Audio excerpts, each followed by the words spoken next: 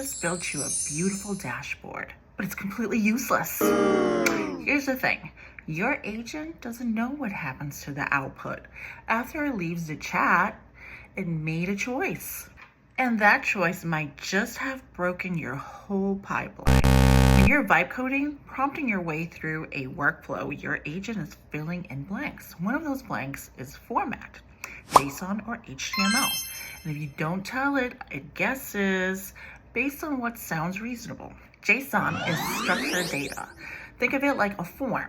Every piece of information goes into an own box. A name box, a date box, a list of items box. The computer reads those boxes and knows exactly what to do. HTML is formatted text. It's what makes a web page.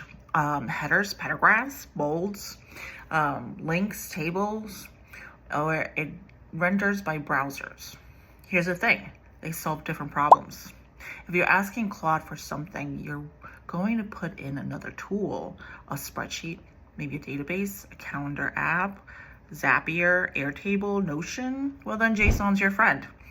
The tool knows how to read JSON. If you're asking Claude for something you're going to read and share or paste into an email or document, then HTML is cleaner. It stays formatted. It renders beautifully. Use the wrong one and you're struggling to make it work, or you're doing manual cleanup, and that shouldn't exist. Imagine you're using Zapier or Make to automate your business. Every time a customer fills out a form, you want Claude to generate a personalized email response. Claude outputs rambling HTML or text. Zapier can grab it, but it's fragile.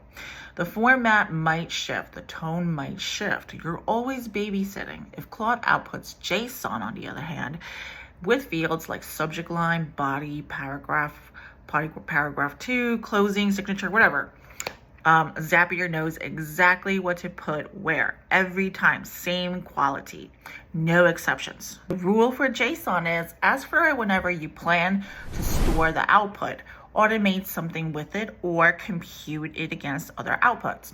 Now, for HTML is for human reading things. So say you want something that looks good or on a screen, doesn't need to be processed by a machine. HTML is your move. You want an internal report, a newsletter, a landing page draft, a proposal, something you're going to read once or share once, and you want it to look polished. HTML renders beautifully. Say you run an e-commerce brand. You want Claude to generate product descriptions. You want them all formatted the same way, product name at the top, the benefits, the sizing information, then shipping notes. If Claude outputs HTML, it's ready to paste. The rule for HTML, it asks, you ask for it when you're going to read it, share it with humans, paste it somewhere that renders HTML, email, website, CMS, docs. Mistake number 1, always asking for a pretty output. You say, make this look nice. Claude gives you HTML, it looks great. Then you try to load it into a spreadsheet or Airtable and it breaks. You spend 20 minutes manually copying data into cells. If you ask for JSON, well, then it would have taken 20 seconds. And you'd be done. Mistake number 2, asking for JSON when you want to read something. Ask Claude for a JSON summary for your week. You get back a wall of brackets and quotes. You have to mentally parse. It takes forever. You could have asked for HTML or Markdown. You'd read it in 30 seconds. All right, so now mistake number 3, not being explicit about what happens next. You ask Claude for content ideas and don't specify whether you're dumping them into a spreadsheet, storing them in a database, pasting them into a document, or reading them once. Claude guesses. Sometimes it guesses wrong. It happens. AI can be wrong. Yeah, it hallucinates. Be specific. I'm putting these into Airtable, so give me JSON. Or I'm reading this in an email, so make it HTML. Claude will nail it every time if you do that.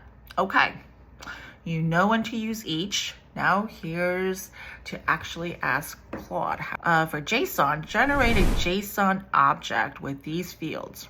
Return only valid JSON. Do not include markdown, explanations, or extra text. If you don't know a field, use null. That's it. Explicit, non-ambiguity. Claude will output clean, valid JSON. You can paste it into JSON validator and it'll work immediately.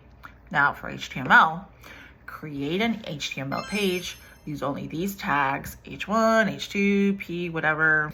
Return only the HTML fragment. Do not include explanations or markdown. Again, explicit. You get back pure HTML. No preamble, no rambling, just a markup. One pro tip now. If you're paranoid, and you should be, test the output immediately. Paste the JSON into a JSON validator, paste the HTML into a browser or email, and see how it renders. If something's wrong, you catch it before you build a whole workflow around it. Let me know, comment, let me know what you're building. Drop a link to your workflow in the description if you want feedback.